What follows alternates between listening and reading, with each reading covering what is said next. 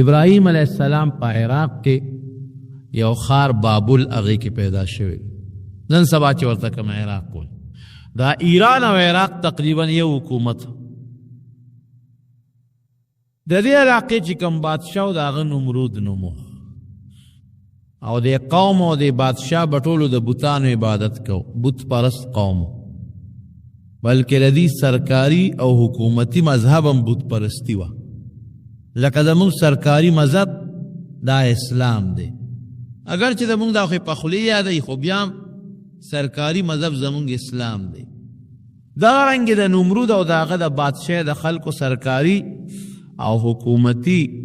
چې کم نظام او کم د هغې خپل یو دینو نه هغه بت پرستی وه بلکې نمرود د خدای دعوه کړې وه هغه به وی زه خدایم لکه څنګه چې فرعون د خدای دعوه کړې وه دارنګې نمرود هم کړې وه خلکو به ورته سجدې لګولې او عبادت به یې وله کو او دې نمرود واړه واړه بوتان په خپل شکل جوړ کړي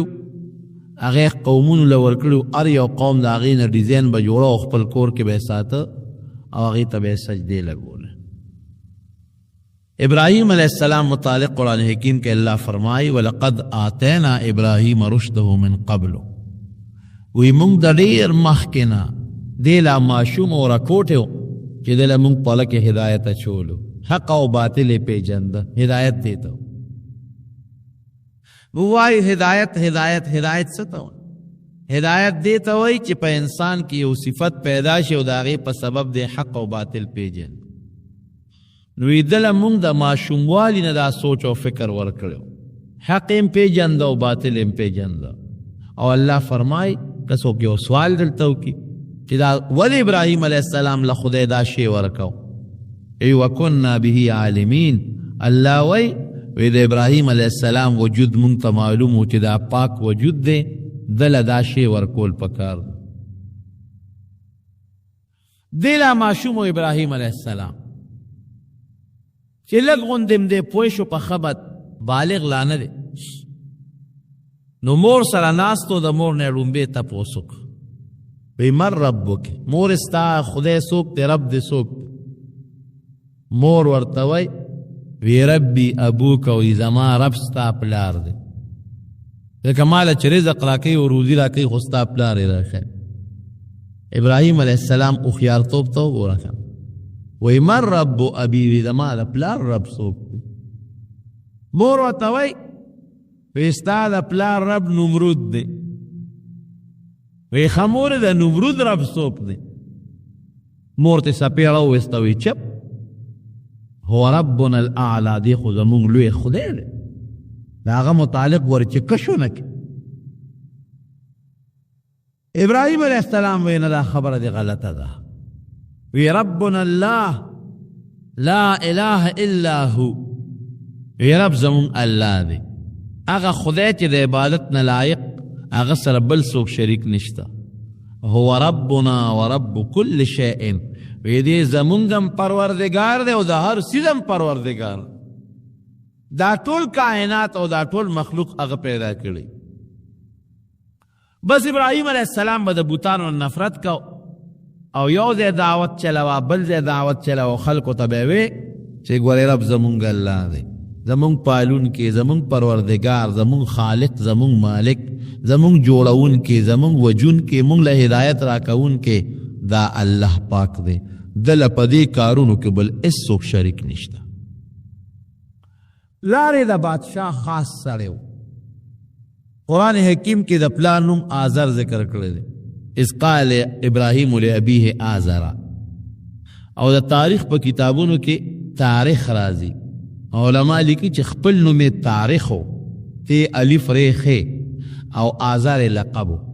لکه یو سړي خپل نوم یې لقب یې وي دا د بادشاه خاص سړی و د هغه د وجې نه وده ته چا غږ نه کو ابراهیم علیه السلام و هر چاته به نصیحت کو یو ځل باره و قوم یې تپوس وکړو ستوري ښکارېده د شپې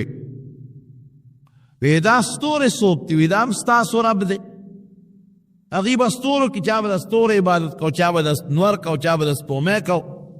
هغې وی او بلکل دا زمونږ رب دی ناس تو قوم ته نصیحت کو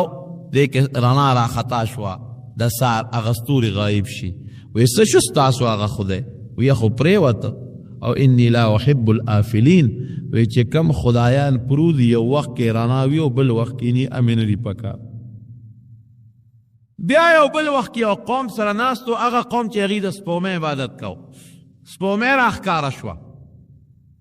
هغې قوم ته وایي وی تاسو څه وایئ چې دا زمونږ رب دی دا سپومې هذا ربي هغوی ورته وی او دا زمونږ رب دی وګوره که نه څومره ښایسته ښکلې رڼا کوي دنیا ترې روښانه ده غږ یې نه کو نصیحت خبرې ترې کولې چې سپومې پرېوته او رڼا یې ختمه شوه وی انی لا احب الآفلین وی کم خدای چې رڼا یو وخت ورکوي او بل وخت کې نه ورکوي هغه مې نه دی پکار هغه سره مې مینه نشته سار وختي او بل قوم له ورغې کم قوم چې د انوار عبادت کو نور راوخت فلما رأى الشمس بازغة قال هذا ربي نور راوخت هغې ته وی دا رب دی هغې وی او هذا اکبر دا خو ډېر لوی خدای دی دې ټولو رڼا خو د دې نور نه حاصله شوې ده چې ماښام شو بیا ول راغی وی خدای هم څه شو وی پرېوت وی کم شی چې پرېوځي هغه خدای نه دې قوم ته نصیحت کو په یو طریقه باندې پلار ته نصیحت کړې مور ته نصیحت کړې قوم به سره مقابلې کولې پلار یې بوتان جوړول بلکې د بوتانو ډیزاینونه به یې جوړول ډېر زیات ماهر و په دې کې چې بوتان به جوړ کړل نو ابراهیم علیه السلام له به یې ورکړل وي بچې دا یو سو بازار کې خرڅ کا مطلب به یې دا و چې له ده سره لږه مینه پیدا شي نو چې پلار به یې لګیو بوت به یې جوړو هغه سولې او ستک به ورسره و په هغې به یې وله پوز او سترګې جوړو دی به ورته خوا کې ناست و چې هغه به هغه سویل له ټس ورکړه ده به سویل له دیکه ورکړه چې دیکه به یې ورکړه هغه خوار به پرې خواري کړې وه پوزه به یې جوړده وله ټوله پوزه ماته کړه نو بیا خو بوت بېکاره شي نو پلار به ورپسې کوتک راواغست چوکه راواغست ده به یې منډه کړ وی زما هغه ټول بوت مې جوړو نو هغه دې راله ټول کار خراب کوې بابا کوم بوت چې ته په لاسو خپلو لاسو جوړی او کوم بوت چې زما د سوک نه ځان نشي بچ کول ځان له پوزه نشي بچ کولی نو هغه ته تاسو څنګه سجدې کوئ عبادت وله کړ خو پلار به پې دا بوتان خرڅول چې دا ته یو سو خرڅوه چې مینه دې پیدا شي یو ځل وله پلار یو ډېر مزېدار ښکلي بوت ورکړه او هغې وله په دغه کې بند که په صندوق کې وی بچې دا میلې له یو څه بازار له دا خرڅ که په دومره پیسو ابراهیم علیه السلام په اوږه که چې په اوږه که او د پلار د سترګو نه یې اخوا که نو ځمکې له یې راوویشت او خپک یې وله پړی واچو او پړی یې د لاس کې نیولی او دې ته مخکې او بوتې ځان پسې راښکه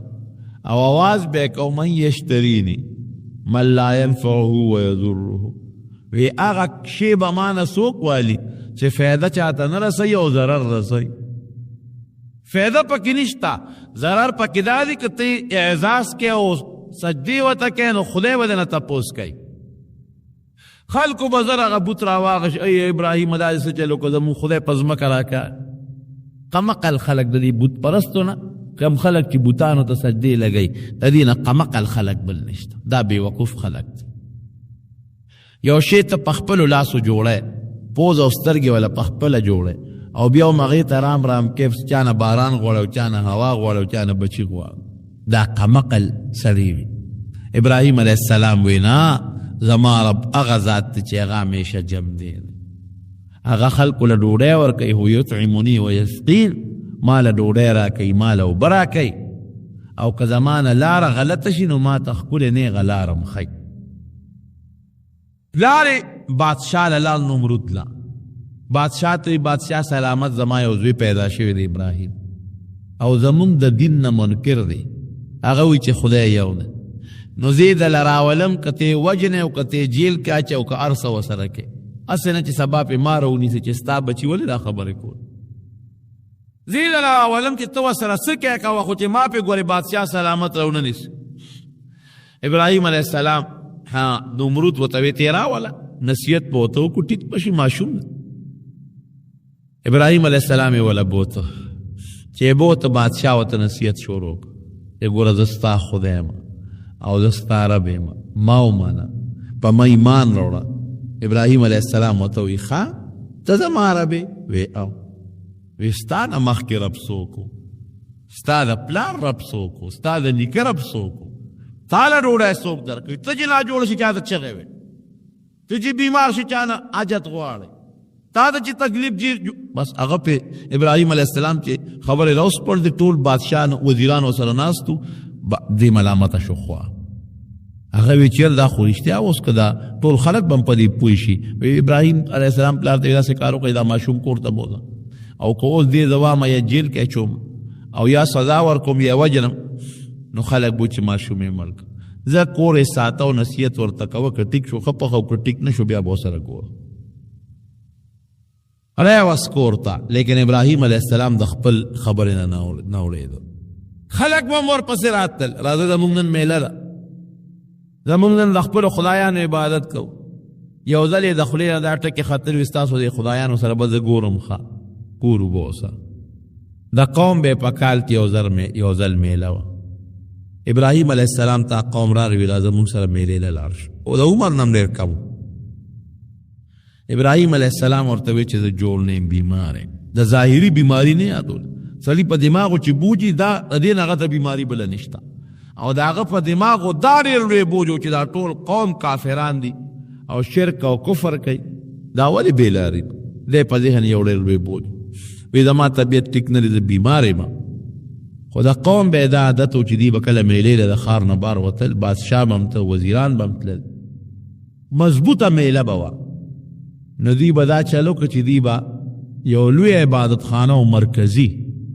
د بت پرستۍ یو لوی اډه وه ډېر بوتانو پکې شاهي محل کې دننه نو هغوی به دا چلو که چې خوراکونه به یې راوړل او د هغه بوتانو مخکې به یې کېښودل میوې به یې راوړی هغه به ورته کېښودې او ټول قوم ښځې نر ماشومان واړه لوی ټول به میلې له لاړل نو چې بیا به رالل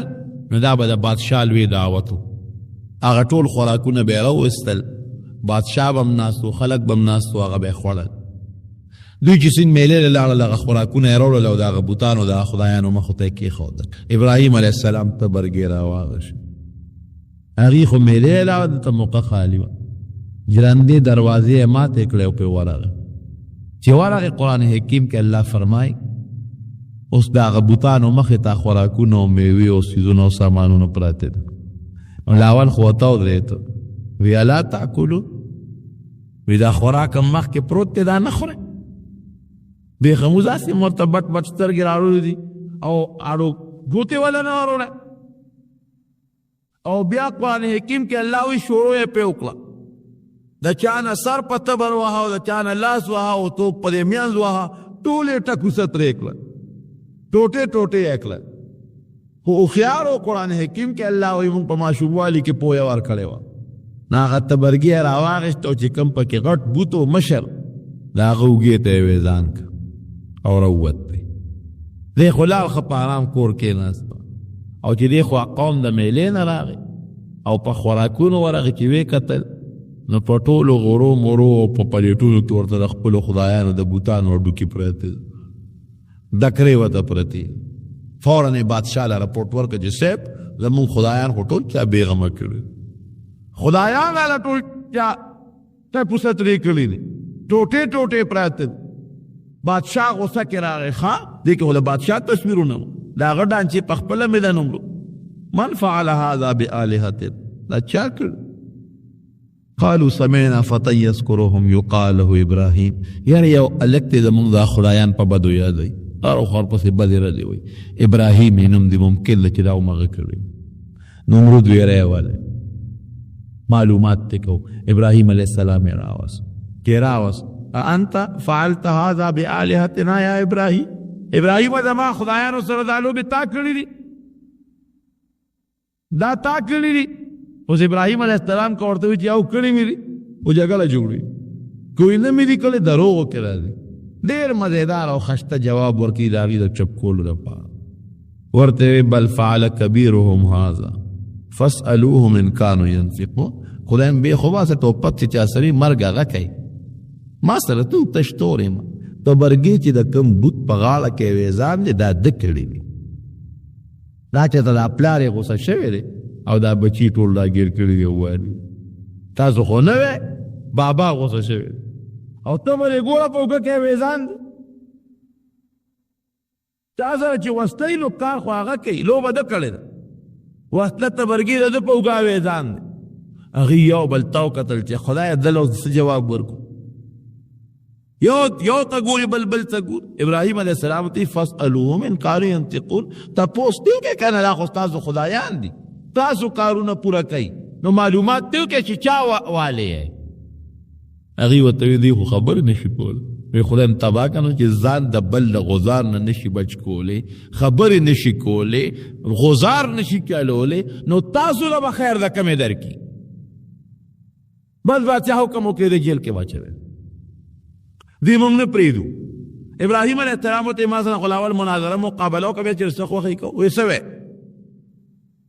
ستا څه سوچ ته وی دا وایي ستا خدای بل خدای شته وی او زما بل خدای وی څه کار کوي وی هغه وجل کوي الذي يحيي ويميت څوک وجني څوک مړه کول کوي نمرود ورته وی که دا کار ما وکړه بیا وی ته نشې کولی دا کوي زه م کولی شم یو سړی یې راونیوه او مړ یې کړه وی دا خو ګوره جمدې دی که نه او دا ما مړ کړه او یو بل سړی جیل کې د 500 کم پې ختلی و هغه یې راواغېسته وی ځه ته مې برې کړه پرې مې ښوده وی دا مړو ما پرېښود ژوند مې وله ورک نه هم قبقلو ځکه خدای پاک چې کوم مړ جمدې کوي نو هغه دا نه دی خو جمدې به پرېښوده جیل نه بهر نو مړی دی کوم ځای جمدې کوي او چې ستا وځي نو خدای پاک یې واپس تا واچوي خو خیر ابراهیم علیه السلام ورسره نور باسو نه ته دی ورته وویل ښه زما رب یو بل کار ګوري چې تا هغه توله شي وایي څه کوي وایي زما رب چې دی د مشرق نه نور راخیجوي او په مغرب یې غورځوي ځکه نه که ته خدای نو تیره دې طرف نه راوخیجوه په دې بل طرف یې وغورځوه فبهت الذي كفر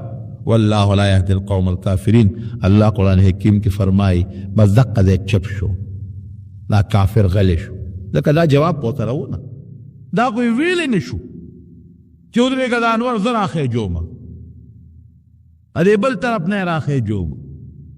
پس غلی پاتې شو بادشاہ پوه شو که دا ابراهیم علیه السلام اوس دله زه سزا ورنکم او دې پرېږدم خو دا ټول خلک کیدي چې زما د خدای نه څه به انکار د نورو خلکو عقیدې راته بل شان نشي نو اعلان یې وکړه وی دې به سوده جیل کې واچوی او داسې سزا به دله ورکوم چې په مخ د ځمکه داسې سزا هېڅ چاته هم نه میلاو شوي د ښار نه بار یې اور بل کړ او اعلان یې وکړ بادشاه مکیارو وی دا زه د دې ابراهیم نه د هغه خپلو خدایانو انتقام اخلم نو د چا چې په دې بوتانو باندې ایمان دی په دې خدایانو هغې دې لاړ شي او ګېډي خشاکونه دې راوړي او دې غورځوي چې ابراهیم علیه السلام ته وسولو خلک به تلل او د برکت دپاره چې د خپلو خدایانو بدل اخلو ګېډي خشاکونه به یې راوړل یو لوی میدان کې دومره خشاک جمع کړ چې په ګزونو نه چې ډېر لوی میدان یې د خشاک نه ډک کړ او یو ورځ مقرر په هغې کې ابراهیم علیه السلام راوویسته اور یې ورته ورکړ هغې چې کومې غرغندې وکړې دوی له چل نه ورته چې اوس ابراهیم علیه السلام پکې په کومه طریقه ورغورځو ولې هغې ته څوک نږدې کېدی نه شو ابراهیم علیه السلام خو داسې په خپله نه ورته دی به ورغورځو څنګه به پکې دی ورغورځو دلته ډېر لوی اور دی او د هغې غرغندې داسې اسمان دی نیمې ته ډېر اوچتو پورې تلې شیطان د انسان په شکل ولا راغلی شي هغه ورته چل وښو یو ټال جوړ کړي او په هغه ټال د ابراهیم علیه السلام کېنوي او هغه ټال له جوټه ورکړي نو چې دا ټال اوچت شي نو دا پړی پرې کوي نو دې به سره د ټال نه د هغه جهنم د اور د منځ ته ورغورځي ټال یې وله جوړ کړو د لویو لرګو ابراهیم علیه السلام یې پې کېنه او دې وخت کې د ابراهیم علیه السلام عمر ګورې 14 کاله دی دې نه اندازه ولګوئ چې څومره د لږ عمر و چې د خپل قوم سره مقابله شروع کړي ماشوم بچی دی که د 14 کالو په عمر کې خو بادشاه اور ته غورځوي نو چې د څومره وخت نه به د نصیحت شروع کړي او دعوت به شروع کړي د خدای د یووالي او د کفر او د شرک مقابله ځکه الله قرآن حکیم کې فرمایي لقد آتینا ابراهیم رشده من قبل وی مونږ ورته مخکې نه په ماشوموالي کې هدایت ورکړه دې په ټال کېنه او کله ټال اوچته او ټال نه اوچتېږي هغې ټال راکاږي او ټال نه اوچتېږي ابلیس وله راغی هم حقه په هغه شکل لکه تا خو موږ ته ټال چلو خو دا ټال نه اوچتېږي زور خلک ورکوي یا فرشتو کلک نیولی چې ونه خود ابلیس خو پوهېده هغه یې داسې کار وکړی چې سرتورې ښځې راولئ چې سرونه ښکارئ او هغې دلته ودروي چې هغې ګډا شروع کړي نو دې به په خپله دا تال به بیا چې دیکه ورکې روان به شي ښځې یې راوستی چې جینکۍ یې راوستی او د هغې سرونه یې سرتور کړل نو چې ټال یې ګوتې یو ټال روان شو دا ولې رونو دا د دین مسله ده چې کوم ځای کې پیغلې جینکۍ وي سرتور هلته د رحمت فرشتې نه ټینګېږي د رحم فرشتې قطعا هلته نه راځي د خدای فرشتې لاړې شي کوم ځای چې تصویري کوم ځای کې چې ګډا کېږي کوم ځای کې چې د ښځې سر توري هلته د رحم فرشتې ګورې بلکل د ښځې دپاره سر تور کول دا ډېره لویه ګناه ده د ګناه نه ګورې ځان ساتئ زنانه هم په خپلې پوهې کې چې سر هر وخت د زنانو پټي بلکل سر توري باید زنانه چې کور کې نارینه وي نو سر لا بیا هم پټی او چې نارینه نی نو بیا سر توري زړی وي سړي خو حاسب نشته نو ټیک د خپل عقل خو دې خو چلو چې سړی نشته سر به مې سرتوري سړی خو نشته لیکن د رحمت فرشتې خو تختې کړ نو که کور کې سړي وي او که نه یو خو د ضرورت په وخت کې سر ښکاره کولی هغه د ضرورت بعضې وخت کې لکه زنانه مثلا غسل کوي یا بل څه وجې جامې دغه بدلی را بدلی جدا خبره لیکن اسې به زنانه په کور کې سرتور سر بلکل نه ګرځي که نارینه په کور کې وي او که نارینه نه تالی چې څنګه اوچت که او دې وخت کې چې دې تال اوچت که او اور کې پرېوځي نو فرشتو خدای ته چغې جوړې کړ یا الله په مخ د ځمکه د اسمان نه دی او ځمکې د پاسه صرف یو ابراهیم دی چې ستا نوم په سچ اخلي تا د توحید او د یووالي قایل دی نو ټوله دنیا کافران او مشرکان نو خدای که دا یو ابراهیم دا ماشوم دیم اورته وغورځېږي تر قیامته پورې بیا ستا د نوم اخیستو والا ګورې خدای څوک پاتې دی فرشتې هلته خدای ته په چغو شو الله وی ما ته څه وایه وی خدای امداد یې وکړه وی تاسو یې کولی شئ وی او خدایه وی د تاسو ته اجازت تاسو امداد وکړئ خو یاره الوته ووایه که ستاسو نه امداد غوښته نو بیا والا وکړئ چې دې پټال کې نه اوچتۍ فرشتې راورسېد وی ابراهیم موږ د خدای فرشتي یو تاله راغلی دا د باران فرشته ده اوس حکم وکړه چې باران به دونه راولي چې ستا د پرېوتو نه مخکې به دا اور ټول ختم کړي دا د باد او د سیلې او د زول فرشته ده حکم وکړه اوس به زول راولي دا ټول اور به د نمرود او د قوم په دې کورونو کې دله خور کړو ټول وطن به وسوځو دا د غرونو فرشته ده حکم وکړه چې غرونه راوالي په دې خلکو په دې اور د پاسه کې ته چې کومه طریقه د موږ نه امداد غواړې موږ ته امداد کولو چې د خدای نه هم تپوس کړی ابراهیم علیه السلام له خدای ډېره مضبوطه پوهه او عقیده او سوچ ورکړی او ته څه وایي وی زما رب الله دی او خدای زما نه خبردار دی او ما ویني که خدای پاک مې امداد کوي په خپله اودي کې او که خدای به امداد نه کوي په سوځولو مې خوشحالي او مې دې سوځی بس خبره خلاصه شو د خدای کې څه خوښه یې هغه ما خوښه ده که زما سوځېدل د خدای خوښي زه په خپلو سوځېدو م خوشحاله که زما بچکول د خدای خوښي نو بس بچ مې نه کړي باید بستامي رحمت الله علیه یو ځای کې اوسېده یو دریاب راغی او کلی غرق و بلکل دومره اوبه زیاتې شوې چې په کلي راختې او یو لوی بند و که هغه بند یې بس شلولې وي نو ټول کلی غرقېده باید بستامي رحمت الله علیه خلک رالو وی صاحب دا کلی غرقېږي وی لکه سم شی وی بس توک اوس کلی غرقېږي بند یو ټول کلی غرقېږي باید بستامي رحمت الله علیه ورته وی خدای د چغې ووهه موږ خدای د ډېرې چغې ووالې کار نه کوي ته راپاس تم په دې کلي کې وی خماره سسکوره راواله رسکوره یې وله راوړه چې ورغې بند ته یې سسکوره ونیوله بند کنولې شروع کړی قوم ورته وي د خدای بنده ته موږ دې له راوست موږ راوست چې ته به خدای ته سوال وکړې دا دریاب به ختم شي دا سیلاب به ختم شي نو ته خو هغه شته باندې راله نړی ته را دې نو خو سیلاب یا ګنټه پس راته نیوه ګنټه پس به راشي غرقې هم ښه پوره وایي ګوره ما خو درته وایي چې ما مه پازه چې سکسسکوره ورته روان شو چې سم پوښی کوي وایي نه د خدای دپاره سوال وي ما خپل کار ته پرېږدی کلی به خدای نه غرقوي وایي دا ته چې را بند نه وایي ګوره ما خدای ته دا سوال وکړ چې یا الله ستا څه خوښوي زما هماغه خوښوي تا په رضا زما رضا ده که ته دا کلی غرقې او ستا دا خوښوي نو خدای زه ستا د خوښې په لار کې رکاوټ نه جوړېږم زه یې غرقوم کتنا کلی غر کې تیږي تپس غر کې ورې خدای پاک دې بندر توام چې زر غر کې ستا رضا مې خدای رضا نو چې دقه ته کې او بند له 2-3 ساس کورې راوغورځولې نو خدای پاک ته د مسلمان هغه یقین ګوري هغه وبه خدای په بل طرف پاړورې کړی چې بچ شو دقه رنګ ابراهیم علیه السلام وایي فرشتو ته وایي که د خدای دا راځي چې ما دې وسوځي نو زه په خپلو سوځېدلو سر کې خوشحاله او که د خدای دا رضا نه او د خدای نیغ خوښه ما به خدای پاک بچ کړي فرشتې ته دا چې لارې به ستا لوچس او نیغ ابراهیم علیه السلام د اور منځ کې پرېوت او جامع ته ایستلې وې چې کله یې ورغورځو ابراهیم علیه السلام به دا شته کې په یو سیدې جلل په جلا شو چې کوم وخت کې غورځو فرشتې ورته وایي موږ نه امداد نه غواړی او جاړی وایي په دې نه جاړم چې زه به اور ته وغورځېږم د خدای د دین دپاره او د خدای د یووالي دپاره که زه اور ته غورځېږم او دې غورځېږم جاړم په دې چې زما بېعزتي دې ظالمانو وکړو جامې رانه لري په دې خپله بېعزتۍ خفه یم چې کله دې اور ته ورغورځو قرآن حکیم کې الله وایي خدای پاک اور ته حکم وقلنا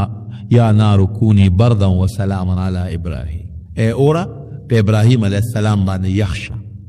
برد لیکن دومره یخم نه چې لکه د اورې غوندې یخ شي بیا به ابراهیم علیه السلام ته ضره ده وسلاما سلام معتدل ته یخ او سلاما اعتدال والا معتدل چې ډېر یخم نه او ډېر ګرم یې پکې ورپرېوته او اوس د اور خو د اختیار خو الله سره چې خدای پاک ورته وایي سوځول کوه کوي به چې خدای پاک ورته وایي سوځول مه کوه نه به کوه جهنم کې او فرشتې ګرځي جهنم کې او ماران دغه مانان به هغوی به نه سوځي بوټي به پکې هغوی به نه سوځي او کافران به سوځي مسلمانان به جهنم ته کوزېږي دې دپاره به کوزېږي چې کوم خپل یاران دوستان دي پکې هغه به پکې راګوري او راځي به پکې د مټه به نیسي او جنت ته به سره بولي مسلمان به جنت ته راځي او پکې به ګرځي هغوی به نه سوځي د اور سوځول خو د خدای پاک په اختیار کې اور ته یې وغورځو حضرت جبریل علیه السلام ولا فورا یو کمیس راوړه د جنت نه د ریخمو کمیس او هغه ورته فورا وسپړده او ابراهیم علیه السلام ته په غاړه کړه څلوېښت ورځې ابراهیم علیه السلام په اور کې و او د دې خو دا خیال و چې څلوېښت ورځې ختمې شي نو دی به ایره ایره به پته به یې نه لګېدلې څلوېښت ورځې لیکن رب العالمین ورته په هغه اور کې د خوراک او د څښاک انتظام وکړه خدای والا د اور په منځ کې چینه پیدا کړه د یخو اوبو د هغې نه به یې اوبه څښلې او د اور په منځ کې والا خدای پاک انارو یو بوټی زرغون کړه د هغې نه به یې انار راشکول او هغه به یې خوړه او بعضې مفسرین لیکي رب العالمین ورته په دې ګوته کې د پیو انتظام هم وکړه دا ګوته به یې خپله روله او په هغې به یې خپل کار کېده اور لا بلیږي غیر چاپیره او دې کې ته ابراهیم علیه السلام راووت روغ سالم راووت او بیا بادشاه له نیغ ورغی وی ګوره ما درته ونه وي چې زما یو رب شته چې هغه زما حفاظت کوي ما ساتلی شي د دنیا حفاظت کوي بدبخته تا هغه خبره ونه منل دا د خدای پاک زما حفاظت وکړه دې نه پس نمرود پېښ شو چې ده د خدای هېڅ سزا نشم ورکول او دې د خدای رښتونې برحق پیغمبر جوړېدو والا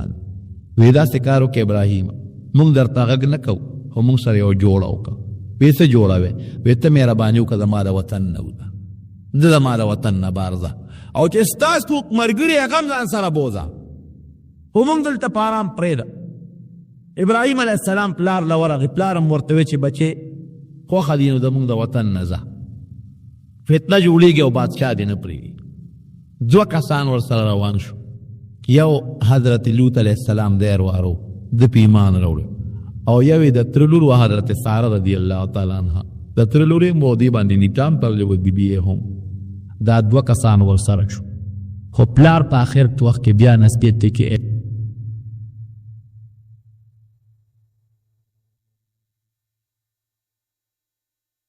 زه به تاله د خدای نه بخښنه غواړم او خدای په ما ډېر زیات مهربانه دی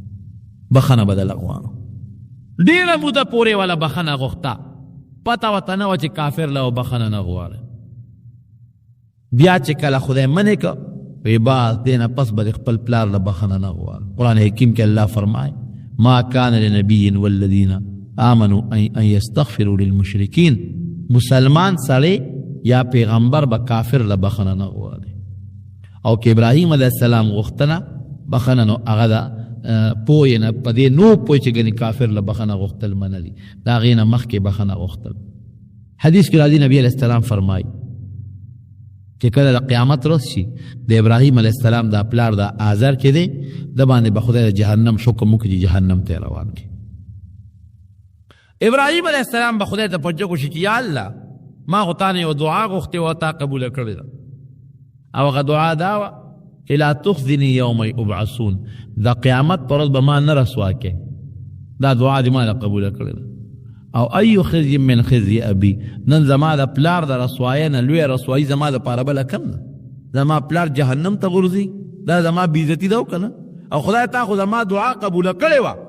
چې تا به نه رسوا کوم، دا ما ولې رسوا کې؟ زما پلار چې جهنم ته غورځي. نبی علیہ السلام فرمایي چې خدای پاک به د هغه پلار نه یو بد شکله حیوان جوړ کړي او په سوټو کې به لیت پیتي، د حیوان په شکل به بدل شي، سوټو کې او په ګندګۍ کې به لیت پیتي. ابراهیم علیه السلام ته به الله وایي ته دې پلار ته وګوره، پلار دې کم دی چې داسې وګوري. د هغه پلار نه به یو بد شکله حیوان جوړ شوی. ابراهیم علیه السلام به ترې زور وروستو شي، کرکه به ترې وکړي او د ده مخکې به فرشتې د خپو نه ونیسي او جهنم ته به یې ورغورځوي. نفرت پیسې پیدا شي، بیا به د خدای په دربار کې د هغه د بخښنې سوال نه کوي. دا مثال دی رونو د هغه چا چې یو سړی دی مسلمان او پلار یې کافر یا مور یې کافره ده یا د چا زوی کافر دی یا رور کافر دی یا خور، خدای دې مساتي. او د قیامت په ورځ باندې به خدای پاک د ده د هغه کافر پلار او مور رور خور نه نفرت پیدا کړي. دی به د خدای راړو دا درخواست نه کوي چې خدای د ما دا پلار وبخي،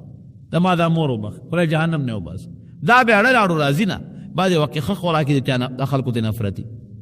ښه شي وي د خلکو د دنیا کې نفرتي. نو که پلار یا مور یا د قوم بل څوک په جهنم کې پراتی، د دې مسلمان جنتي په زړه کې به ته خدای پاک نفرت او کرکه پیدا کړي او سوال به هم نه کوي که خدای ته وبخي. بار صورت ابراهیم علیه السلام سره د هغه خپلې ښځې حضرت سارې رضی الله عنها او د تره د زوی د لوط علیه السلام سره د عراق نه روان شو. او کم خوا تلل؟ نیغ روان شو شام ته، کم ځای کې چې فلسطین دی او بیت المقدس دغه علاقې ته روان شو.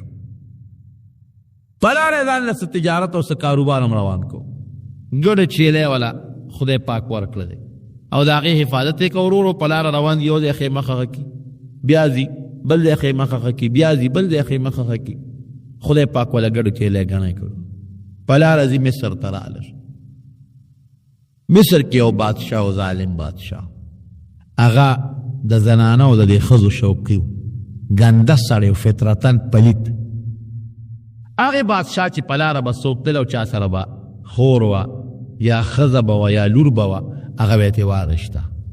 نو که د چا کمې ښځې خاوند به و نو خاوند به یې وله وجه، او که خاوند به یې نو بس رورو یا پلار به و نو اجینۍ به یې ترې واغېشت او جزې تاسو په مخه ښه. ابراهیم علیه السلام ته لار کې چې و چې تا خو لاره ډېره سخته غلطه رانیولې ده. ویل مخکې یو ظالم بادشاه دی او هغه بادشاه د خلکو نه ښځه اخلي، لور اخلي. نو که دا ورته پته ولګي چې دا ستا ښځه ده نو تا به هم مړ کړي او دا به هم د نه والي. نو یې بیا نو یې بس په یو څیز بچ کېدی شي او هغه دا دی چې ته دا ووایه چې دا زما خور ده، نو دا خو به د نه والي، دا خو درته پرېږدي نه، خو ته به د مرګ نه بچ شي. دی په دې سوچ کې چې دی کې د بادشاه پولیس پرې راغله.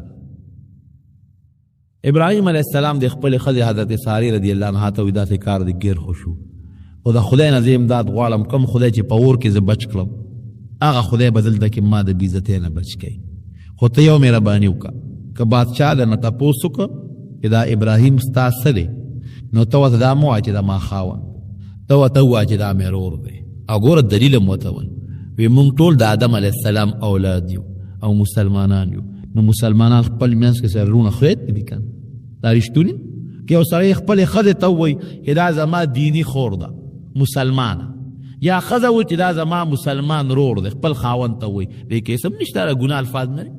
مونږ ټول رونه یو، دا رونه خویندې دي ټول مسلمانان، نسبي نه دي، خپل سکر او خور چې ورته وي هغه نه دي، لیکن ټول د آدم علیه السلام اولاد دي. هغې ویې ډېره ښه دی بادشاه له بوتله، بادشاه یې تپوس وکړو چې چا سره را روان دی؟ وی زما یو ورور دی هغه سره. نو ابراهیم علیه السلام خو په دغه ټکي د مرګ نه بچ شو. بادشاہ ورته نیت خراب کړ. چې نیت یې ورته خراب کړ، خدای پاک یې لاسونه اوچ کلس کړل. بلکې یو روایت کې راځي چې خدای پاک ابراهیم علیه السلام ته دا منظر مخامخ ښه هم چې د پړک کې به څه شک رانه شي. بادشاہ دې ښځې ته وایي چې ته څوک یې؟ ما خو چې تا ته غلطه اراده وکړه، خدای مې لاسونه اوچ کړل. ته څوک یې؟ وی ګوره ته ما ته نشي رانږدې کېدلی. ولې؟ وی زما چې تا ته وایي چې مې رور دی، مې رور نه دی، هغه د خدای یو لوی پیغمبر دی.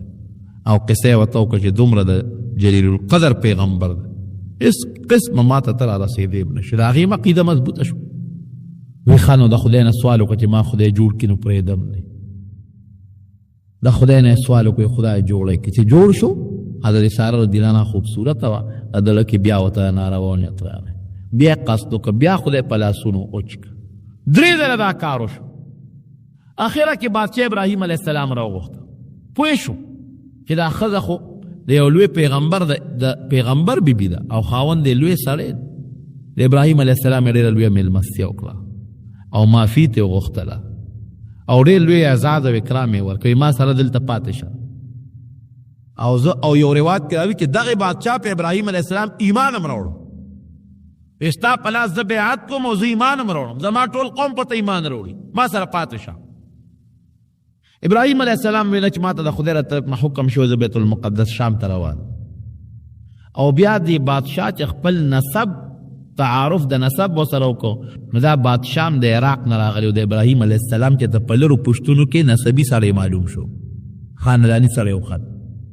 نه دغې بادشاه به ابراهیم علیه السلام ځان سره ډېر عمر ایثار کړی دی، په ایمان یې هم راوړی دی،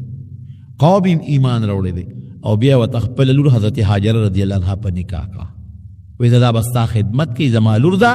اخدمها هاجر. او وی دا چې ته کوم خوا دي دا به در سره دی. ابراهیم علیه السلام ته بله بیبي میلاو شو، را روان په لاره یو ځای کې ابراهیم علیه السلام د سبودي دپاره دیره شو. خو اولاد یې د یوې بیبي ملا نشته. چې سمودي دپاره دیره شو، هغه قوم پې تنګ شو، وی ستا ګړي دي او ستا چیلې او زمونږ فصلونه یې برباد کړل، زمونږ د وطن نه وي. ابراهیم علیه السلام یې ډېره ښه د هغې د وادي السبع سوه د هغې د علاقې نه ووت چې اوت خدای پاک په هغې خلکو اوبه وچې کړئ. اوس ګوره د پیغمبر وجود دا په ځمکه د خدای رحمت دی. د مکې مکرمې نه چې نبي علیه السلام مدینې منورې ته هجرت وکړو، د مکې مکرمې په خلکو داسې قات راغی چې سپلی به یې په اوبو کې اچولې او یشولې به یې اوبه به یې څښلې، د اونو پاڼې او د بوټو پاڼې به یې خوړلې. دغه رنګ ابراهیم علیه السلام چې تېوت په دې خلکو باندې قات راغی، په کویانو کې او په نیرونو کې اوبه وچې شوې. دا د خدای د قهر وجې ګورې. نن زمونږ په دې وطن چې باران نه کېږي که نه او اوبه نشته، دا د خدای قهر دی. مونږ د ګناهونو نه خدای ته توبه نه وباسو. یعنې زه ته ګرنټي در کوم که صرف دوی مسلمانان چې دا کوم جومات کې تاسو ناست یې، که د خپلې ګناه نه نن هم توبه ورسره او د خدای نه پسه چې سوال وکړو چې خدای باران وکړه، یاره که نن هم ونه شو ته یاد وساتو. مونږ کو ګناه د خدای پاک، دا د خدای پاک لا رحم دی چې باران نه کړي، دیم رحم دی. که د دې نه زیات یې در سره وکړه، مونږ د خدای د جواب یو چریم یو. دا یاد وساتئ، پیغمبر په مخ د ځمکه د خدای رحمت، او د پیغمبر نه پس د هغه نایبان په مخ د ځمکه د خدای رحمت دي، د هغه وارثان او د پیغمبرانو وارثان. نبی علیه السلام په خپله فرمایي چې زما علما چې دي دا د انبیاء او د پیغمبرانو وارثان دي. علما ورثة الانبیاء دي، پیغمبر علیه السلام فرمایي. هغوی به پیغمبرانو ته سپک کتل او سره علماو ته سپک ګوري. د پیغمبر وارث ته سپک ګوري او د رحم د خدای نه درخواست کې او سوال کې او د رحم امید کې توبه وباسئ خدای ته، ممکن د خدای باران وکړي. تر څو هم توبه نه وکړي باران نه کړي، را به شي اوبه تښتي، په تمه به دي کې او باران به ونه شي. بهر صورت خبره مې دې پورې کوله اوبه وچې شوې. ابراهیم علیه خوا بیا مو خیال ورمنډه کړه ابراهیم علیه السلام پس مونږ نه غلطي وشوه او مونږ معافي غواړو. ابراهیم علیه السلام ورته چې پیغمبر یو ځل د قوم نه وشړلی شي که نه، بیا هغه قوم له نه دي. یو څو ګډې چیلې ورکړې دی، دا په خپلو کویانو تړلی، خدای پاک بوبه راولي. هغه ګډې چیلې چې بوتلې او په خپلو کویانو په نهرونو وتړلې، واپس ورته خدای پاک اوبه پیدا کړه. دله د خپل واره لوط علیه السلام او د دواړو بیبیانو شام ته روان شو. لوط علیه السلام ته په لاره یو بل قوم صدوم ته، ما ورته مخکې قصه کړې وه، هغې ته ولېږلی شو او ابراهیم علیه السلام سره دواړو بیبیانو دی لاړه او په شام کې دیره شو. شام کې بیا د ابراهیم علیه السلام څه واقعات شوي دي اب انشاءالله آینده جمعه درته ووایم. خو دې میاشت کې که قرباني ده که حج دی د دې اهم ارکان د حج دارنګې د عمرې دا د ابراهیم علیه السلام طریقې دي. قرباني د ابراهیم علیه السلام لویه طریقه ده. بار صورت رونو دې لسو شپو کې چې میاشت کله راوخېږي پته نه لګي اوس میاشت کله راخېږي ما ته معلومات نشته خو چې میاشت راوخېږي نو دا لس ورځې بلکې 9 ورځې عرفې پورې روژه نیول ډېر لوی فضیلت لري. پوره دا 9 ورځې ډېر لوی ثواب لري لکه څنګه چې د لیلة القدر د شپې عبادت ثواب لري دقه رنګې د ډېر ورځو عبادت او په ډېر ورځو کې روژه نیول دا ډېر لوی ثواب لري. نو زمونږ دا سړي خو هم کوي خو زنانه ډېرې همتناکې دي په دې کې. زنانه ته ووایه کومې زنانه چې روژې نیوي شي نو دا میاشت چې راوخېږي دا 9 ورځې تر عرفې پورې روژه دې ونیسي. او د دغه چې دی دا قربانۍ متعلق څه مسائل دي هغه به انشاءالله العزیز دا باقي قصه او د هغې مسائل آینده جمعه کې به درته بیان کړم.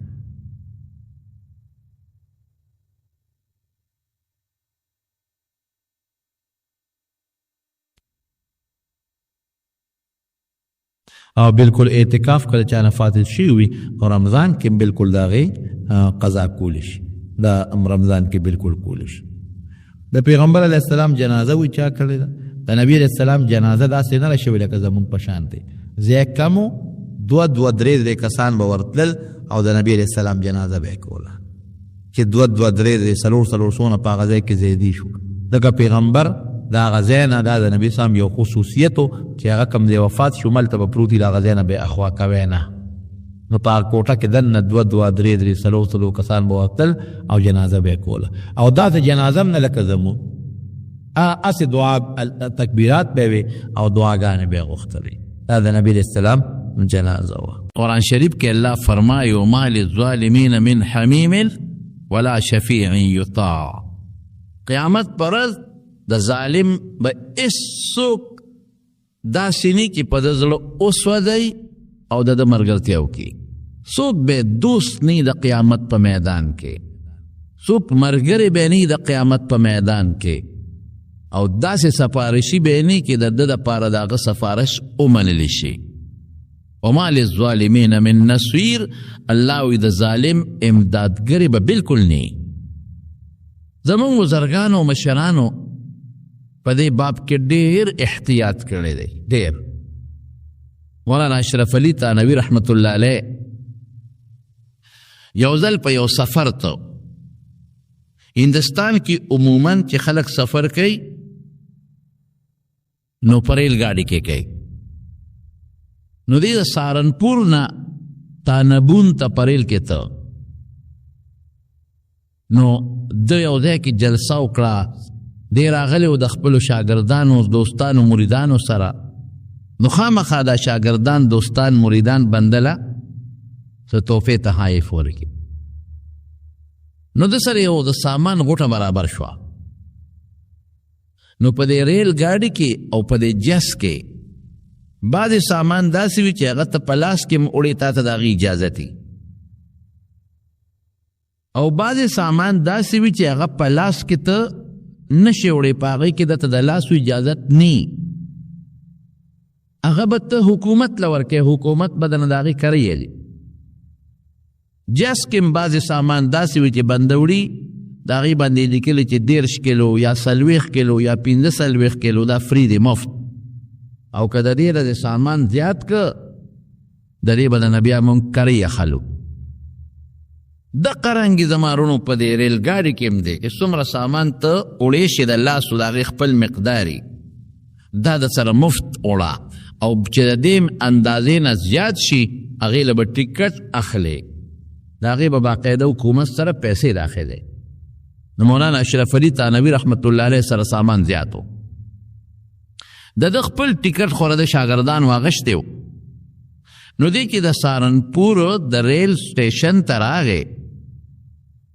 د ده خپل ټکټ خو شته او سامان ورسره زیات و ده ته تپوس وکړه چې زما سامان خو زیات دی او دا سامان به زه څوک هم نو چا وی چې مخامخ هغه کړکۍ ته ولاړ شي دا به هغوی وزل کي نو چې څومره سامان دی نو دا کیلو په حساب به تا نه پیسې ولي د هغې بدله رسید درکړي د وی ډېره ښه ده شاګردان ورته وی صاحب دا څه کوې د خو تا ټوله دنیا پېژنې ډېر لوی عالم تا ته څوک غږ نه کوي هغه وی نه خامخا د دې سامان ټکټ رالم دا ګناه ده چې دا سامان زما زیات دی د خپلې اندازې نه او زه بې ټکټه دا سامان یوسم نه کېږي هغې وی صاحب داسې دی چې ګاډی ریل ګاډي ټیم لږ دی او ګاډی تیار دی ګاډي ته نه ځي یا څه چې کېږي دار دی چې بلکې به لاړ شم چې دی ورغی هغه کړکۍ ته مخامخ ودرېده نو هغې ته لوی لین لګېدلی و غټ لین لګېدلی دی ای خدای پاکه شاګردان وی چې دا په دې لین کې دی د کړکۍ ته رسېږي نو دا خو دومره وخت دی چې دې کې به دې ګاډي تلي دې خو به داسې پاتې شي هغې رایل حضرت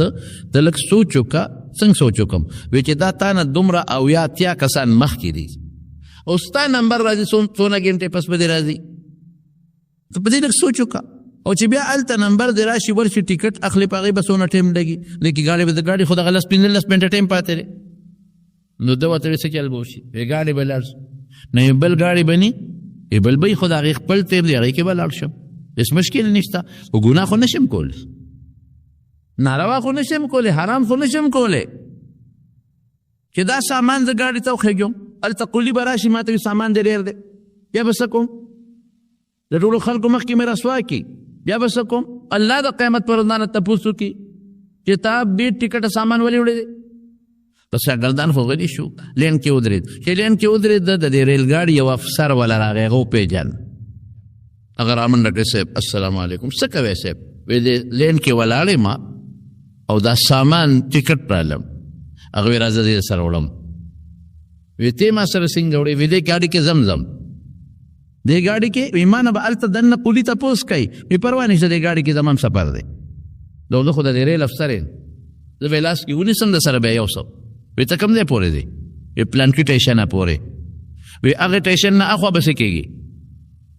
وی صاحب ګاډي د نزدیکه نو ټکټ کې رالو وی ټیک شوه ځه تا سره وختم هغه ټیشنه پورې به ته ما سره لاړ شي هغه ټیشن نه مخکې وی هلته به دې بل افسر ته حواله کړم نو دنیا افسران دی پکې دنیا خلق دی پکې هغه ته به دې حواله کړم هغه به کوم ځای پورې ځي هغه پلانکي ټیشنه پورې ځي وی هغه ټیشن نه بیا چې زه طالبون ته ځم هلته به څه کېږي وی زه به هغه ته ویم هغه دې بل ته حواله کړي زه به هغه ته ویم هغه دې بل ته حواله کړي طالبونه پورې به دې ورسوي سامان به در سره وی طالبون ته چې ورسم بیا به څه کېږي یاره وی زه به هغه ته ویم د سره به دلیل نه کوس کړي او د سټیشن نه به هم د سره بار وباسي وی بیا به څه کېږي ارې لغه افسر ورته قار شي بیا به څه کېږي خو په اوږه به یې وکړه کور ته به یوسې که بیا به څه کېږي خو ته چې څه څیز نه یارېږې چې د ریل ګاډي افسر به ما نه تپوس کوي سامان ډېر دی او ټکټ نه دی راغوښتی هغې نه تا موږ بچ کوو اوس چې د ریل سټیشن نه دې وباسو نو بیا به څه کېږي بیا خو د نه څوک تپوس نه کوي په اوږه به کې کور ته به یوسې بیا ما نه ولې تپوس نه کېږي بیا ما سره دا څوک وړي وی مولانا صاحب ستا په مقصد پی نه شو ته مونږ په خپل مقصد پی کړه وی زما مقصد دا دی چې د ریل ګاډي نه کوز شمه نو بیا زما د هغې نه پس یو بل سفر به شو کږي نمبر هغې سفر کې به ما سره څوک ملګري هغې سفر کې چې ما نه پرې چې تا دا سامان د پلانکي ټیشن نه پلانکي پورې وړی دی او د دې کرۍ دې نه ورکړی هلته به مې څوک بچ کوي دلته به مې ته بچ کې ځه ټیشن کې هم ته بچ کې یو ټیشن نه بل ټیشنه پورې هم ته بچ کې د بل ټیشن نه بل ټیشنه پورې هم ته بچ کې د بل نه بله پورې هم ته بچ کې د بیا د ټیشن نه د بار وتو پورې هم ته بچ کې خو چې زما د مرګ نه پس کم سفر شروع شي خیرت او جنت ته هغې سفر کې به مې څوک بچ کوي بس اپوی شو چې واقعي مونږ سره خو د دې معمولي سفر فکر د دې کې هم غلا کوي چې د پارس ګاډي ته لاړ لیکن مولانا اشرف علي تانوي رحمت الله علیه په هغه ګاډي کې ونه ختل هغه سامان د خپل ټکټ راواغېسته او بل ګاډي کې لاړ هېڅ پروا نشته 2 غنټې وروسته به کور ته ورسم 3 غنټې وروسته به کور ته ورسم هېڅ پروا نشته خو چې قیامت په ورځ د دې ګاډي والا مالکه او دا ګاډي کې د چا دی د حکومت دی د سرکار دی او که پردی دی چې د لاس زما په ګریوان کې نه پراته او قیامت پر ازمان زما رب تپوسو نکی او فریضی تپوسو نکی چې اشرف علی دا سبقونه تا دې دپاره ښودل اشرف علی دا خلکو ته نیکیا دې دې دپاره ښودلې خپله دې په عمل نه کو بیا به الله له څه جواب ورکو زمانو زمونږ څه کوششي مونږ چې پلان کوچ ته وخېږو نو د قص ته سر ښکته تسبیح راغله تمونه تبوسو یې کرۍ راچک او په سر غلې غوندې څادر واچو غلې غوندې وځو چې دې تر څو خبرېږي چې ما خپې ویستې وي هوټل کې به ډوډۍ خورو هوټل کې او کوشش به کوو چې د هوټل والا سترګې بل خوا شي چې بس دا نو تخته او پردي شادي حال ته به ځو او ارامه ډوډۍ به پکې خورو په دې پېښور ښار کې موږ ته ډېر دوستان دا شکایت کوي یاره مولوي صاحب دې خلکو ته خو لږ غوندې ووایه دا په دې تقریرونو کې ووایه په دې پېښور ښار کې بالخصوص او په دې نورو ښارونو کې بې درېغه ده پردي د واده ډوډۍ له بې تپوسه دي ښه مدیدار چشمې اچولي داسې ښه ده او ځان یې ښې سرې کړي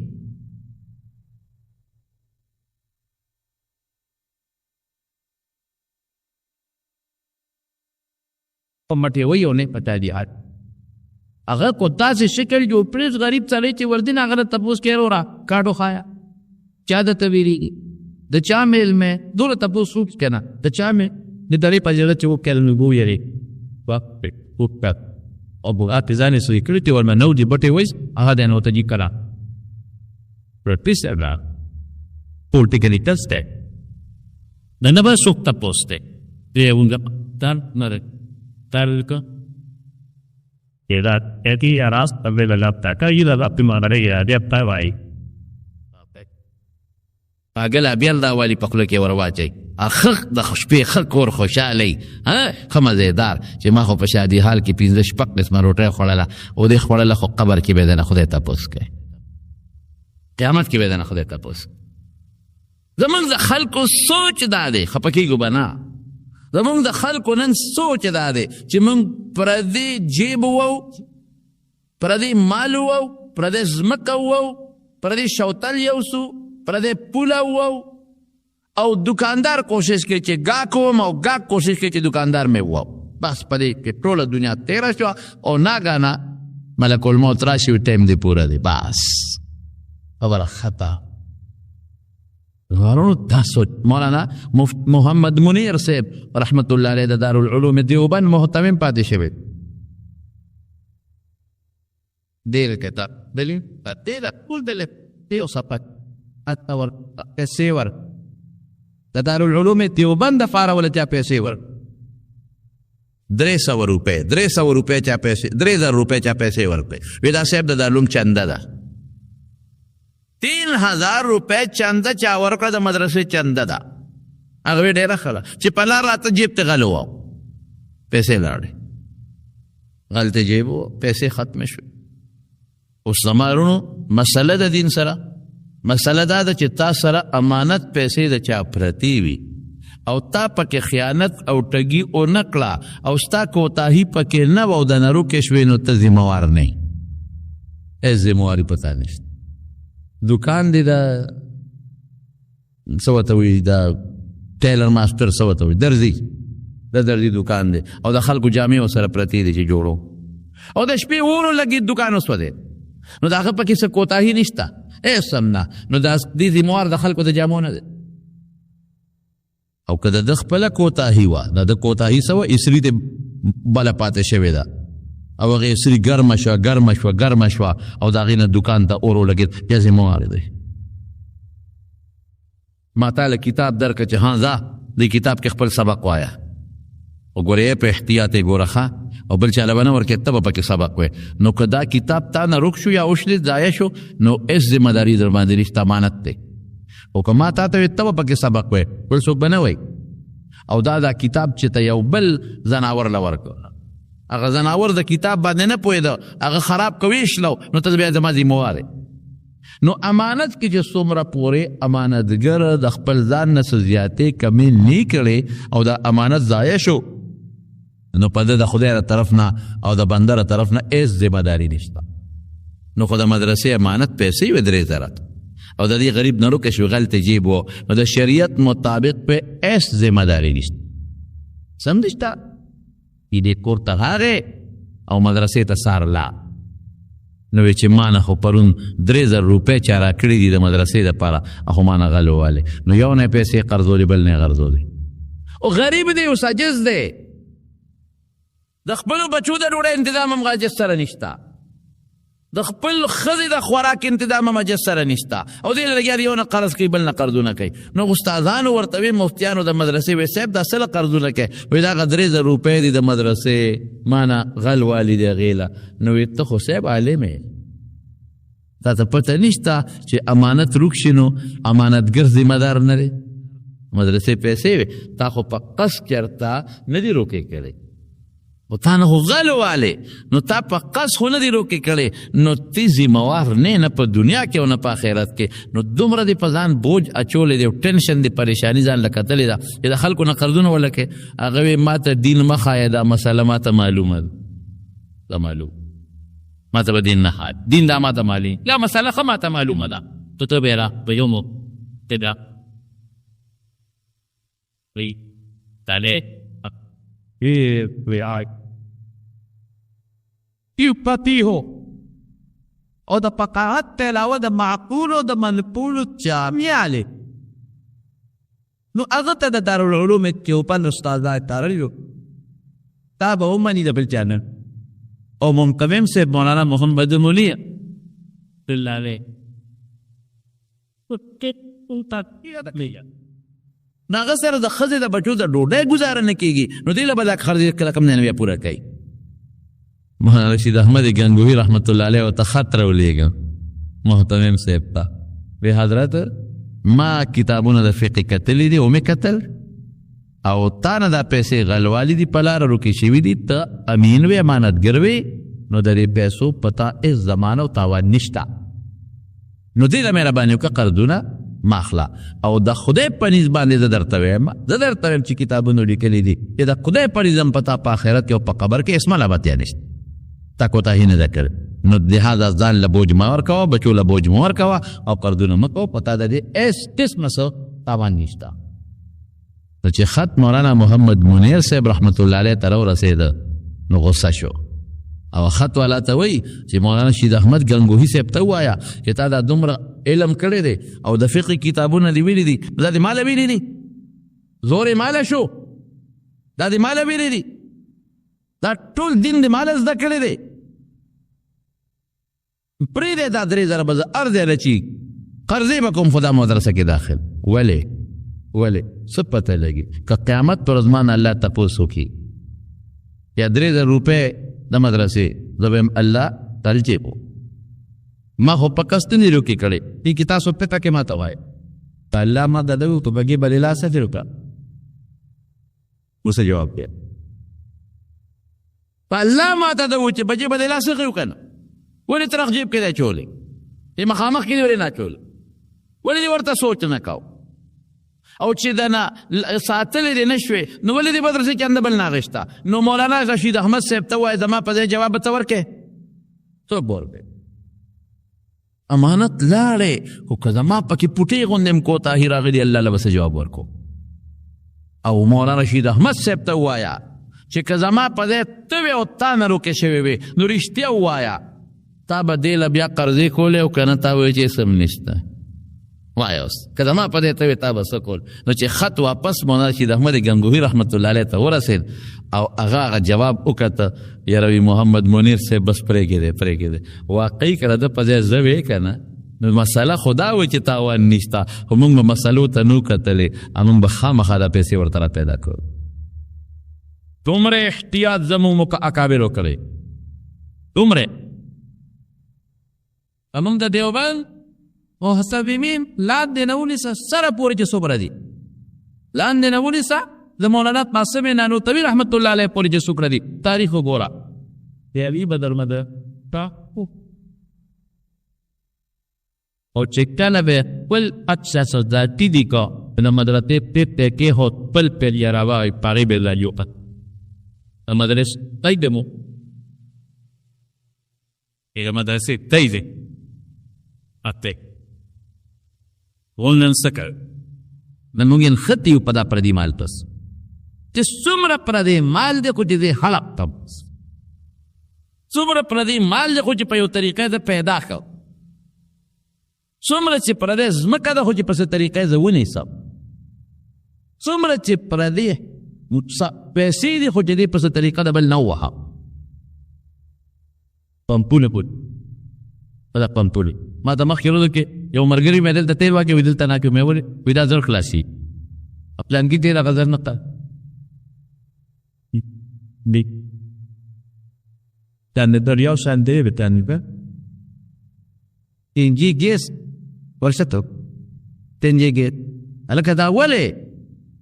dari wale, taji kita selalu puri no da juda rete, da juda de. Au kita dia naziat sini biar da giru na badle, biar ijan biar giru na badle. Da pressure, biar selalu rupo aja no pressure kami. A machine da si jol kali. نو چې 200 ته شي نو ماشین لږ تیز شي پریشر تیز شي نو چې 300 ته شي نو پریشر د هغې نه هم نور تیز شي الله اکبر یا د خدای بنده نو که د 200 روپو مزدور غلا وکړي نو ګناه ده خو محتاجه دی نو که د 500 روپو مزدور غلا وکړي نو بیا هم ګناه ده جرم دی جرم دی جرم دی خو بیا به مو وایي چې دا مړه غریب دی کیدای شي ښځه ورته ناجوړه پرته وي ګناه یې وکړه خو ده نو چې دا د کروڑونو روپو غلا کوي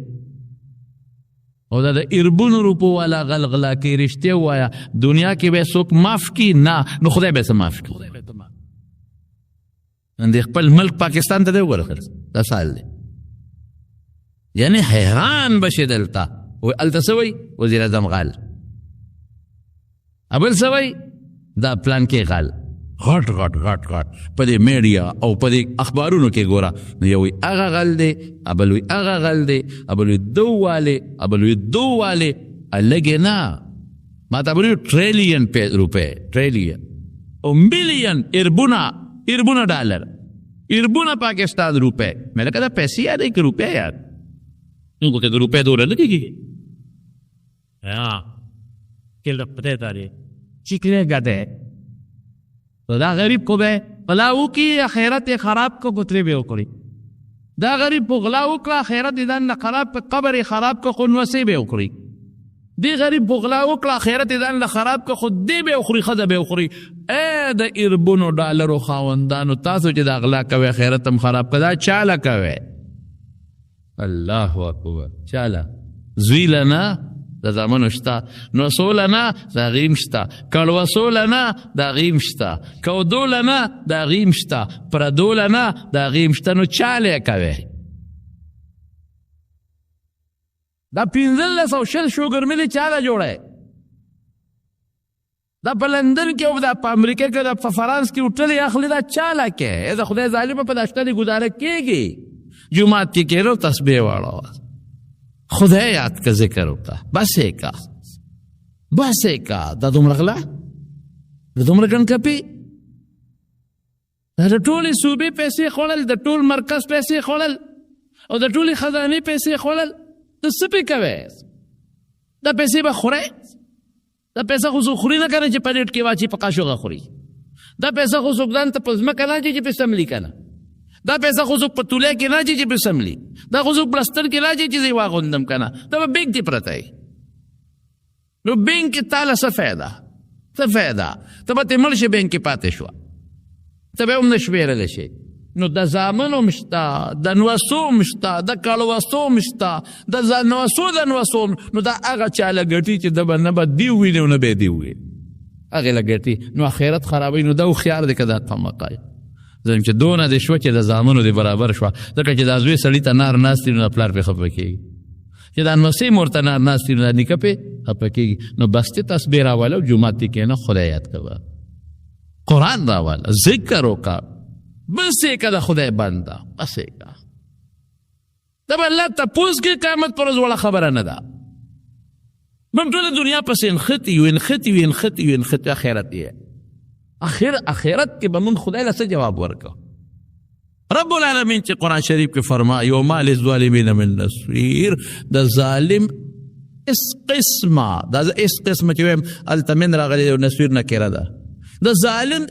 اس قسم امدادگری نشتا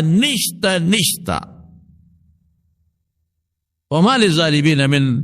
حمیم ولا شفیع یطاع. مرګري نشتا، دوست نشتا، کنه مکوي. ګورې نه د قبر کې څوک خلاصولی شي د الله نه، د ظلم کې تا کوم ظلم کړی او نه د قیامت کې خلاصولی. حتی رسول الله مبارک فرمایي چې په دنیا کې ښکرور څاروي په بېښکرو باندې عمله کړې ده، نو د قیامت په ورځ به الله اقه بېښکرو ته وایي راشه د خپل انتقام دې واله. نو څاروي به هم د یو بل نه بدل ایلي، هغه بېښکرو به راځي او هغه ښکرور به وایي او بدل به تیلي، الله به ورته وایي دا څاروي دا به حشر کېږي یا به د خاورې جوړې شي. نو ظلم خدای نه پرېږدي، او چې چا کړی دی په دنیا کې انجام یې ګوره. امیہ حضرت بلال د امیہ غلام حضرت بلال، او امیہ د مکې په کافرانو کې غټ کافرو او یو لوی سردارو،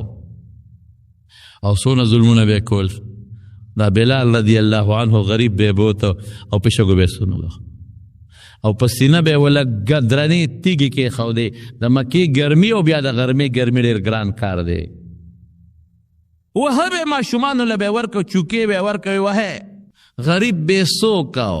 نه رور شته، نه پلار شته، نه بچې شته، نه تربور شته، نه ماما شته، نه ترور خاوند ته ایسې نشته. د حبشې نه غریب راغلی او پردی غلام او دی برا گیر کو باغې کې هغې کې به وي الله احد الله یکتا دی، د خدای مثل نشته. او راگیر به که او به و دومره ظلم به کړی دی چې د هغې مثال نشته. حضرت ابوبکر صدیق په لاره ته او دنه خلکو نخره جوړه کړې وه، مسخره او تماشه ته خلکو جوړه کړې وه. ځوانان او ماشومان پې نښتې دي ورپورې خاندي او دا په چوکو په کوتکو په کاڼو او په ځمکو خپو نه یې راکاږي. ابوبکر هغه امیه ورته ولاړ دی او خاندي ورته. هلکه دا غلام خرڅی وی ته په څه کې په ده دغه ټول هم دغه احد چغې وایي نه د کار دی او نه د روزګار. وی زه اخلم وی په څو خرڅوي په دې وی والا. حضرت ابوبکر صدیق پیسې ورکړې او بلال یې په بیه واخیست. قیمتي څومره وه هغې خو به وو ظلمونه یې پې کول، لیکن د خدای په نس څومره قیمتي و بلال. حضور پاک چې خبر شو او د بلال یې راوست ابوبکر، نو بلال ورته څه ابوبکر ته ابوبکر ځان لرې اخیستم که خدای له که ځان لرې اخیستم نو ما ته ښایه ګړې را باندې سری چې دله سرو د کور خدمت را باندې کوې چې درته وکړم چې څه قسمه مزدوري به ښایه چې درته وکړم که ځان لرې اخیستم. او ابوبکر که د الله له اخیستم نو ما خدای پرېږده بس ما پرېږده زما خدای چې زه خپل خدای سره څه ګپ شپ ولګم، زه خپل خدای راضي کړم. نو که خدای له دې اخیستې نو ما غرب پرېږده. وی ابا بلال وی ما ځان له نه اخیستې، ما د خدای دپاره اخیستې. زه آزاد دی. چې رسول الله مبارک خبر شو قیمت ته ګوره د بلال، نو حضور پاک فرمایي الله اکبر ابو بکر سیدنا و اعتق سیدنا. ابو بکر زمونږ سردار دی او زمونږ سردار آزاد کړی دی، زمونږ سردار آزاد کړ. بلال ته سردار وی سردار، د دواړو جهانو مبارک سردار ورته سردار وایي، د دواړو جهانو سردار. رسول الله مبارک د دواړو جهانو سردار، په دواړو جهانو کې مشر. دلته مشر د ټولو پیغمبرانو رسولانو نه زیات قیمتي، او د قیامت په ورځ به ټول پیغمبران د دواړو جهانو مبارک سردار ته رجوع کوي. سردار ښه بادشاه نه، د دواړو جهانو بادشاه الله دی. د دواړو جهانو بادشاه څوک دی؟ الله دی. او مشري خدای رسول الله مبارک دلته مور کړی ده، هلته نور التم مشري ده. نبی علیہ السلام فرمایي الانبیاء آدم فمن سواه تحت لواء یوم القیامت. ټول پیغمبران آدم علیہ السلام نه 19 عیسی علیہ السلام پورې دا ټول به د قیامت پر ورځ زما د جنډې لاندې ولاړې. دې ته سردار نه وایي، ټول به رسول الله مبارک ته خلک سردار ته رجوع کوي. ماله دا شی راکړه، ماله دا شی راکړه. دا ټول خلک به په شفاعت کبرا کې نبی کریم صلی الله علیه وسلم ته رجوع کوي. نو دا دواړو جهانو مشري الله رسول الله مبارک ته ورکړه، او هغه وایي زما سردار څوک دی؟ حضرت بلال. بلال زموږ سردار. اوس امیه ظلم کو، الله ورسره څه وکړل؟ حضور پاک چې کله د مکې مکرمې نه مدینې شریفې ته تشریف یوړل، د دې مدینې د خلکو د مکې د خلکو یو بل سره د بازو خلکو دوستانې وي. ځکه دلته یو سړی اوسېږي یو پېښور کې یو بل سره دوستانې، نو هلته یو صحابي دی حضرت سعد رضی الله تعالی عنه، الصحابي دی اوس ایمان یې راوړه په نبي علیه السلام، د ده د دې امیه سره دوستانه وه. نو چې دا امیه د بلال دا سردار دا کافر دا ظالم دی چې به کلم په جاهلیت کې مدینې ته لاړ، نو سعد سره به دی راو، او چې سعد به کله مکې ته راغی نو د امیه سره به دی راو، دوستانه و دواړه تاجرانو. نو چې حضور پاک مدینې ته تشریف یوړو نو سعد د زړو روایاتو مطابق راغی مکې مکرمې ته. اوس خو حالت بدل دی، اوس دی وخت کې امیه کافر، سعد مسلمان، مخکې خو دواړه کافران، اوس مسلمان دی صحابي دی. نو چې څنګه راغی امیه سره بیا د زړو روایاتو مطابق دیره شو. دا حضرت سعد دی امیه ته ویل ملګري داسې به وکړې چې ماله یو داسې وخت وګوره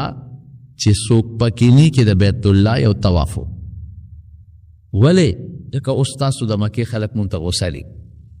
پیغمبر علیه السلام مونږ بوتلی دی او صحابه هم بوتلی دي او مونږ هغوی ځان سره دیره کړي دي، مونږ په ایمان راوړی دی. نو ما ته پته ده چې ستا د مکې دا سرداران ټول مونږ ته غوسه دي. نو ماله داسې یو ټیم وګوره چې څوک نه غرمۍ خلک ودي کې زه یو طواف وکړم. امیه ورته ویل بالکل دا خبره دې فک ته، ګورې که ابوجهل مخې له درغی یا نور سرداران مخې له درغلل، نو زمونږ د مکې خلک تاسو د مدینې خلکو ته ډېر غوسه دي. یو ټیم د لګورو. نو چې کله غرمه شوه وی راځه چې وځو ته خپل طواف ته وکړې. نو چې سعد رضی الله عنه اووت ورسره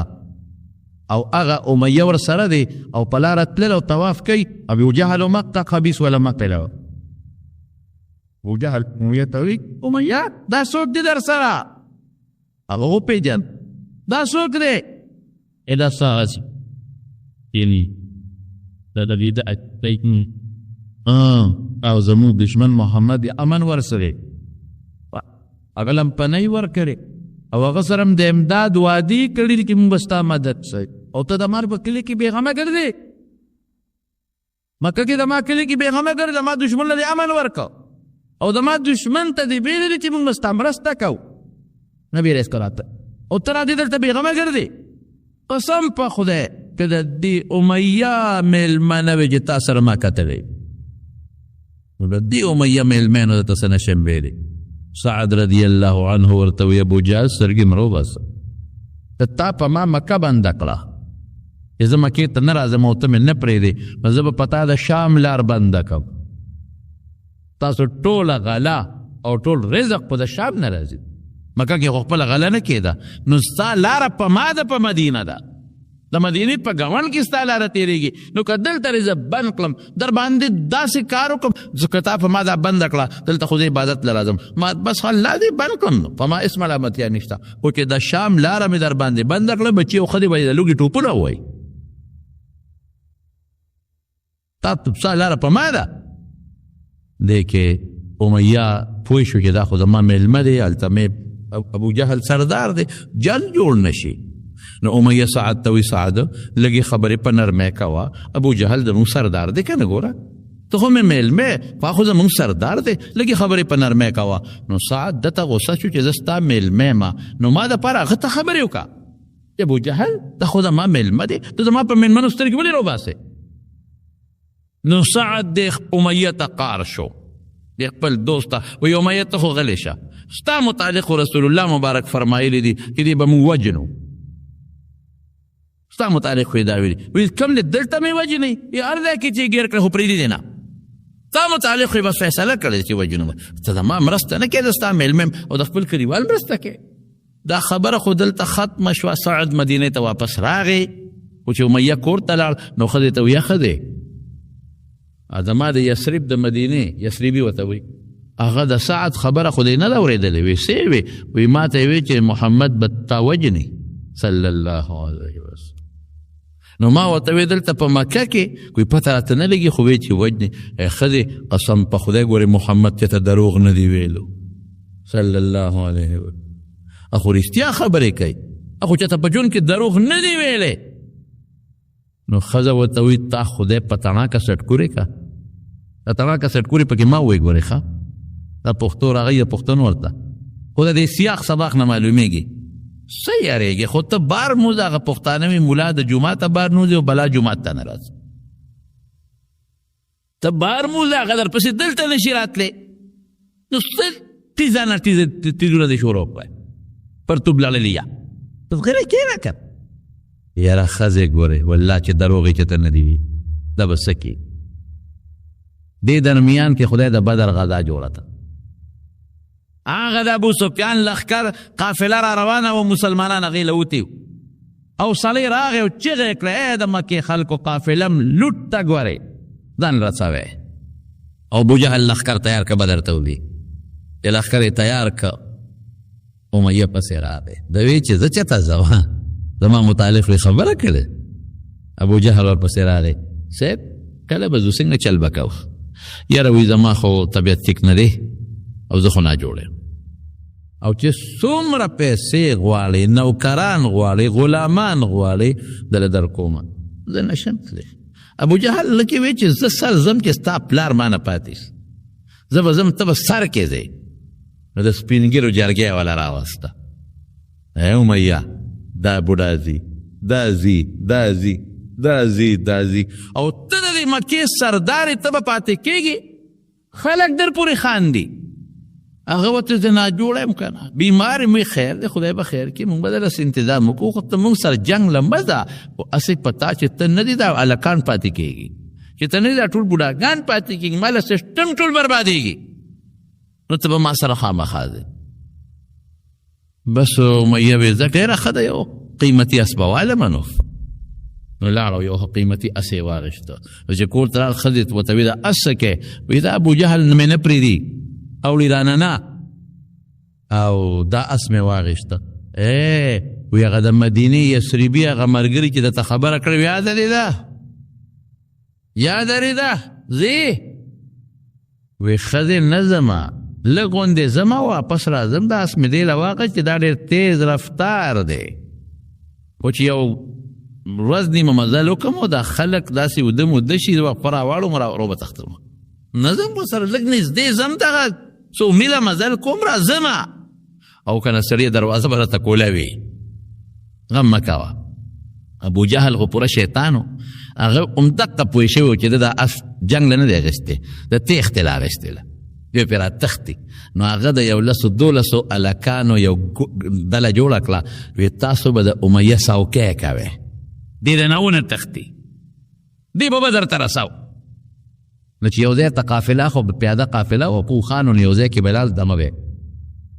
چې قافلې یو ځای ته ورسېده او هلته یې دمه کوله او خلک پوده شو نو امیه به ځان سره اس خوا کې تړو اوښ زه تېر وتم اس نه اوښ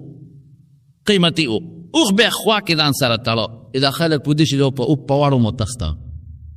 د خلک پوده شو او دې څنګه راپاسې دغه هلکان ورته برامن ورته ته پې کېنولي څوکیداران ورته یې رامنډه کړې باباجي خیر دې څه مسله ده تاسو پورې څه مرده تاسو څه کوئ څه یې وده شئ نه مونږ خو تا له رالو که څه لوټه پکاري لوټه پکاري سنجاله دی څه تکلیف یې په خدمت ته دې وده شئ وده شئ نه وده کېږو مونږ تا خدمت ته ولاړ یو خوب نه راځي به دې خو پېښ و چې دلته خو یې فندو نه که هغه هلکان کوبي زه بل ځای کې به راوتښته د قافله څه منځې لاړه بل ځای کې شپه پرې راله هلته کې دمه کوله ځان ته یې اوښ خوا کې سملولی دی پاسېده یې چې راپاسې دغه هلکانو رامنډه کړې کاکاجي ولې څه چل دی خوب نه درځي هی تاسو خدای بېخو بس ځای وده چې په ما څه کوې دی وده چې نه مونږ خو خوب نه راځي که نه ته ستا غم دی را سر چې کاکاجي ته چې ته د اوبو ضرورتي چې د ډوډۍ ضرورتي هلته هم خوندو نه کوي بل ځل آخره کې بدر ته ورسو چې بدر ته څنګه ورسو او جنگ جوړ شو که نه جنگ او جګړه جوړه شوه نو د دې امیه یو بل ملګری و عبدالرحمن ابن عوف هغه سره هم دوستانه وه عبدالرحمن ابن عوف رضی الله عنه سره دوستانه وه نږدې دوستانه یې وه نو عبدالرحمن یې ولیده ای عبدالرحمنه بچ مې کا صحابه ورپسې و د پسې اوس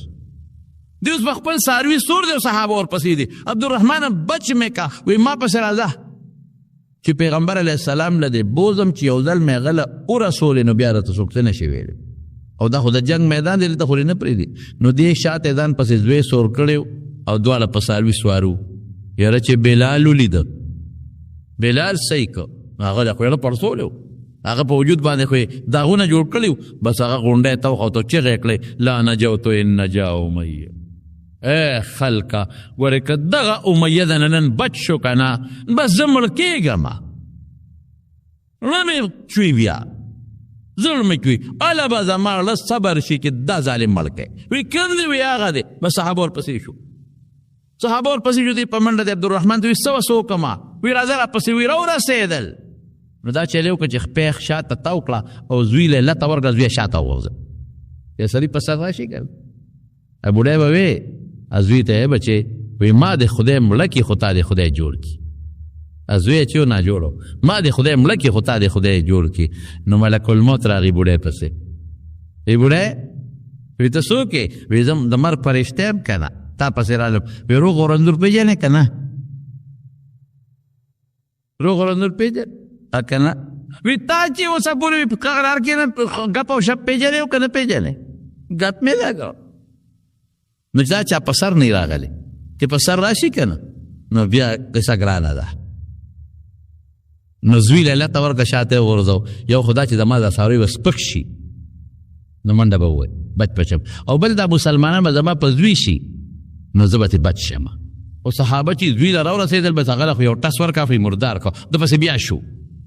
ای عبدالرحمن رالې سړي وی هسته اوښ نه ټوپ کا د اوښ نه ټوپ کړی چې ټوپ یې کړی عبدالرحمن ابن عوف رضی الله عنه ورغ ځان یې پې ور واچو.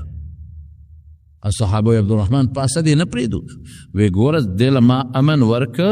او دې د پیغمبر علیه السلام له بوځم وی په ارام کښېنه. دا ده خو حضرت بلال سره لږ ظلمونه کړي دي د بلال خو تباهي کړی دی دې ظالم نخرې یې پې کړي دي او زمونږ ګوتو له خدای راوستو. بس عبدالرحمن ابن عوف نه زه پې له پاسه پروت یم غږ به نه کوې بس خو دې ډېر غټ و دا امیه ډېر بې شی و سوټه غټ سانډه و غټ ډېر مضبوط. صحابه وی چې شیخ غټ ته په اسانه وجلی کېږي. بس صحابو توره راواغې تر لاندې نو په دا خېټه کې ولا داسې وواله په دا توره په خېټه د عبدالرحمن ابن عوف غریب پام پکې زخمي شوه. نو چې بیا کله مړي جنگ ختم شو او یا کافران مردار شو نو رسول الله مبارک او فرمایل یو شال کیو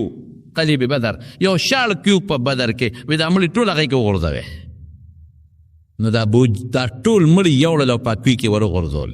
نو دا امیه په میدان پروت و نو چې دی به یې راښکنو لاس به ترې ورته پړسېدلی و څښا شوی و چې خپې نه به یې نیوه خپه به ترې ورته اندام یې رجېدلی و څښا شوی و. نو حضور پاک ته چا وی دی بلا سره څوک و وی همدقل ته پېښور یې د پاسه ور واچوي. نو په میدان یې پېښور یې ور واچولې او په ځای یې پرېښون. ما للظالمین من حمیم ولا شفیع یطاع. نه دنیا کې خدای مدد کوي او نه په آخرت کې الله. آیات خدا آخرت متعلق دی په دنیا کې الله مدد نه کوي. ظلم خطرناک شی نو خدای دې تاسو مونږ د ظلم نه ساتو.